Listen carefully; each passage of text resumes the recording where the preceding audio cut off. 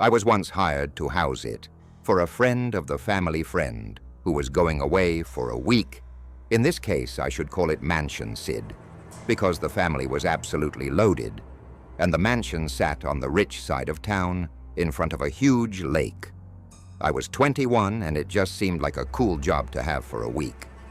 The family's one rule was to throw no parties and no more than 2 guests at any time, which even that I thought was generous of them. The father's name was Benjamin, and that's the only name you'll need to know. Ben left me a list of things to keep track of every night, which included feeding the 2 cats and 2 parrots, watering the plants, among other things that really won't contribute to the story. The house was a half-hour from home, so instead of just driving there and back every day, I opted to just sleep in one of the guest bedrooms, which they offered to me. After all, the first day there I got there very late, so it was a short one that got me kind of warmed up for what to expect. The week ahead of me, after doing the insignificant amount of morning chores, I hopped in the pool they had in the backyard. The pool literally overlooked a gorgeous, tranquil lake, and even with the thought of getting to enjoy this unbelievable house for a week, I was still incredibly jealous. As I was in the pool, I noticed through the giant floor-to-ceiling windows to the living room somebody walking inside. I jumped out from the pool, freaking out. I ran to grab the towel and dry myself for a second before storming inside, yelling, "Excuse me?" I didn't see anyone in the living room, so I entered the kitchen, and there was a fairly large Hispanic woman who looked to be about 35 to 40. She was just standing there as if waiting for me. I asked her who she was and why she was here, while trying to keep myself composed and confident. She said in a thick accent that she was the maid who came every day to clean the floors and stuff. She introduced herself as Eliza. I instantly felt a sense of relief and introduced myself as Mike, the guy who was house-sitting for the week. She spoke in as little words as possible. I don't think her English was too good, but she basically said she was going to clean the floors in the kitchen and living room. Now, I said that was completely fine and let her do her thing. I asked her how she got in the house, and she said she had her own copy of the key, so that was that. I went back out to the pool for a little longer to let her do her thing. When I got out from the pool, I dried up and took a shower. After my shower, I fed the animals again. The parrots were easier than the cats. Surprisingly, I didn't see the maid again, but I didn't really want to get in her way and have awkward small talk with someone who could barely speak English anyway. I had a couple friends over that night because everyone was eager to see the place, but I respected their rules of only 2 guests at a time. I gave them the best tour I could. Then we kind of just chilled in the game room. They had played some air hockey and pool table and drank a little bit when I told my friends about the cleaning lady scaring the hell out of me. They both found it insanely suspicious. Like, why wouldn't Ben have told me about the cleaning lady they brought up? A good point. So I shot Ben a text, asking about the cleaning lady. He didn't answer right away, and I didn't want to call my friends. Wanted to sleep over, but I didn't want to push it. I had no idea if they had cameras in the house or not. So they left, and quickly after, I started getting myself ready to lay down in bed. At some point, I got a text back from Ben, apologizing for taking so long, and then asking what cleaning lady with 2 question marks and an exclamation point. I typed back, Eliza, the Hispanic woman who came by and claimed she was the cleaning lady. That's when Ben called me with a concerned voice. He got more details from me after telling me there was no cleaning lady. That was the whole reason they hired me. I felt like I had been taken for a fool, but more importantly, I was terrified that I may not have been in that house alone.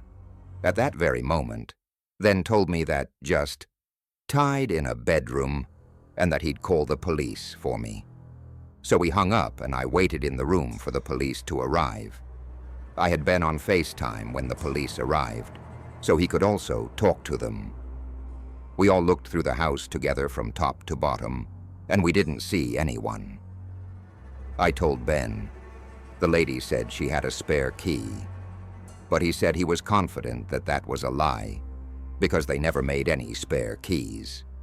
He was confident she simply snuck in when I was in the pool or outside in general.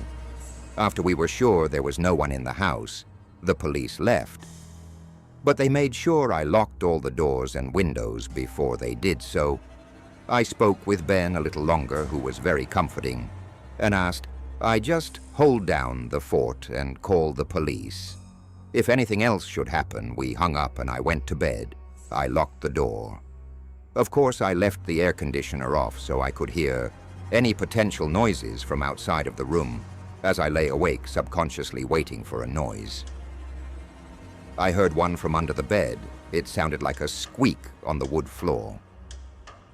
I hopped out of the bed and looked under it. There were two people hiding underneath. One was the lady from earlier. Eliza, the other, was some man, probably 10 years older than her, with his hand over her mouth. They both locked eyes with me. I screamed and I ran for the door the moment that it took me to unlock the door and then open and shut. It was more than I was comfortable with.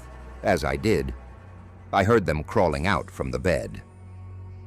I ran outside to my car without my shoes and drove down the street when I called the police. And then I called Ben again. I waited for police cars to pass, and then I followed them. We once again searched the whole house and found no one. This time, I didn't stick around for the night. Ben told me to go home and stay safe. The family booked a flight back home the next day, cutting their vacation short. The intruders were never identified. All that can be speculated is they walked in through the front door while I was in the pool because I didn't lock the door, and that they somehow knew the family would be gone. No further info is known. There's this abandoned mansion in Toronto that came up in a group shot among my friends. We saw pictures of it through a mutual friend who had recently gone to explore there. It looked immaculate based on the pictures, and we were intrigued to go check it out. It was 10 miles north from us, so the drive wasn't bad. The mansion sat on a big open grass plain with pine trees and other foliage surrounding the perimeter of the property, acting as a natural fence, or just a wall of privacy from the outside. My friends will call Chad and Brad for this story. Followed close behind me as I led the way up the large gravel driveway towards the front of the unfinished house. By the looks of it, construction on the structure had been abandoned when it was near completion, as the outside foundation seemed to be finished. Our mutual friend who found out about the police had told us that he hopped through a back window that was left unlocked. So that's what we looked for. The unlocked window turned out to be in the kitchen, right over the counter. So one at a time, we squeezed through the window, crawling out to the counter, and then down to the ground. First impressions in the kitchen, almost immaculate, minus a few of the cabinet doors sprawled out on the floor, as if they had yet to be installed, and just things like sheetrock boards laying around. But everything seemed new, and it was a shame the construction was abandoned. The three of us kind of went our own directions in the house. I went towards the living room, which again was almost pristine. It was a huge room that transitioned into the dining room, and then from there a wide hallway with at least 10 different doors. My friends were already checking out some of the rooms in this hallway. I peeped into each room and realized most of them were bedrooms. At the end of the hall was a 3-door garage, the last door in the hall before. The garage was the basement. I called to Brad and Chad that I was checking out the basement. I got an acknowledgement from at least one of them. The basement had this bizarre spiral staircase, so when I got to the bottom, I couldn't even see the door at the top. There were no windows down there, so besides my flashlight, it was pitch black. It was a completely unfinished basement. Pieces of drywall everywhere, unfinished wood foundation where walls should be. But the basement was huge, like there were multiple sections down there. It was big enough to fit a basketball court and more. Then I came across this back room with a few storage containers. I was here to explore, after all. So I curiously started lifting the lids off the containers. The first two seemed to contain building tools and supplies like wood planks. But then I heard something from one of the other containers. It was like something caused the container to make a bump sound. Could it be an animal? Was it just hearing things? I went to the container and noticed the lid was not sealed on this one, as it wasn't sitting perfectly snug on the top. As I bent over to try and lift the lid, it lifted without me touching it, and I heard a whispering noise. I fell backwards on my hands as this happened, and while I was on the ground, I saw a smiling woman looking at me. The only thing lifting the container up was her head. She looked at me, laughed, and said, "Peekaboo," and she left some more.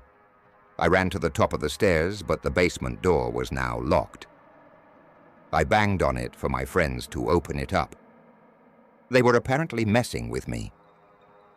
I heard creaks on the spiral staircase below me. I couldn't see her yet, but I could hear her laughing, getting closer, and she was mumbling incomprehensible things. I screamed at the top of my lungs to please help me, and Chad finally opened the door. I ran out and looked back for half a second, greeted by this ghostly, skinny figure of this pale woman looking up at me almost at the top step. I slammed the door shut and locked it. Chad saw the woman too, and we bolted for the front door. We didn't care about leaving it open. The three of us got to the edge of the property to talk. After an hour of just sitting in my car, thinking and talking, I agreed to go back inside and unlock the basement door, as scary as what I witnessed was. I didn't want to be responsible for someone dying down there, but when we got back inside, the basement door was wide open. I promise you we locked that door, so it made no sense. We once again bolted back outside towards the car and drove home to never return to that mansion again. When I was a very young kid, we lived in an upper-middle-class neighborhood, lots of space between each house. All the houses on our street were very nice, but there was one abnormally large house. It was closer to a mansion. It sat right across the street from us. My bedroom window could look across to the windows of the mansion. Since our street was incredibly low traffic, our parents let us play soccer in the street. So my two friends, Brian and Zeke, were playing soccer one sunny day. It was usually just the three of us, so we had this kind of free-for-all version of soccer that we made up. Eventually, the ball was kicked onto the property of the mansion, so I ran over to get it when I picked up the ball. I looked at all the windows to see if the house owner was possibly witnessing me on his property. But at one of the top windows was a young boy who looked to be about our age. I hurried off the property and back to my friends. I asked them if they had ever seen the kid who lives in that mansion. They hadn't the second time. I looked back at the window. The boy was no longer there. It wasn't for a while after that, probably a month. Then I was in my room playing Nintendo, and for whatever reason, I got up to get something, and I looked out my window across to the mansion, and I saw that boy at the window again.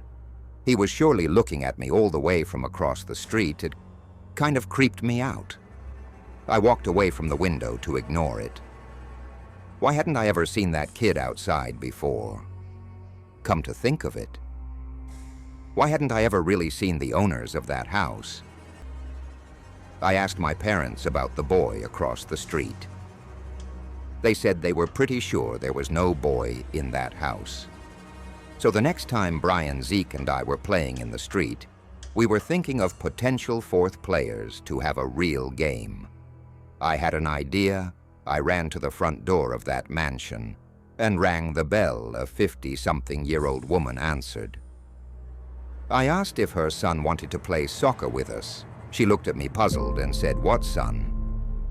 I replied, "The boy who was always at the upstairs window." I can't describe the look on her face, besides shock and fear. She asked me what the boy looked like, and after my best description, a tear rolled down her cheek. She put her hands over her mouth. She brought me upstairs to the room where I kept seeing the boy. It was a boy's bedroom. She showed me a picture of a kid and asked me if this was the boy I was seeing, and I said yes. She told me that was her 8-year-old son, Charlie, who died 10 years ago. That woman living there had been alone ever since she lost her son and husband. She believed what I said because I, nor my parents, would have ever had any way of knowing about her son. She didn't tell me or my parents what happened to her husband or son as sad as this. It was still horrifying. There was one other time I saw the boy. I was in my room months later, and I looked out my window to the woman's mansion across the street. There he was, again, at the upstairs window. I could tell he was looking at me. I shut my blind with force and tried to forget about it. It still sends shivers up my spine when I think back on it.